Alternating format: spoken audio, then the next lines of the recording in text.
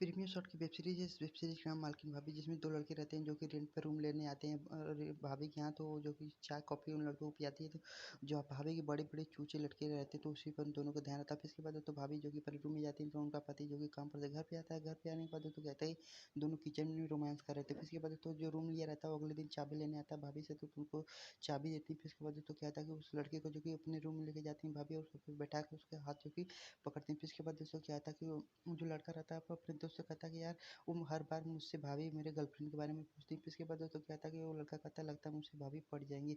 फिर भाभी से बात करता है, तो जो कि उनसे बात करता है, तो उनका पति जो कि पीछे से आ जाता है। तब तक जो कि भाभी जो कि क्या करती हैं कि अपने रूम में चली जाती हैं अपने पति के साथ। फिर इसके बाद दोस्तों क्या था कि उनका पति जो कि काम पर से घर पे आता है, तो अपने पत्नी उसकी पत्नी जो कि ठगवाने के लिए तैयार होती है। तो उनका पति जो कि ज़्यादा देर तक नहीं ठोक पाता, तो कहता है कि मैं अगले दिन तुमको ज़्यादा ठोकूंगा। फिर इसके बाद दोस्तों क्या आता है, अगले दिन तेल लेकर जाता है और बेड पर उसकी उनकी पत्नी जो कि सोई रहती है।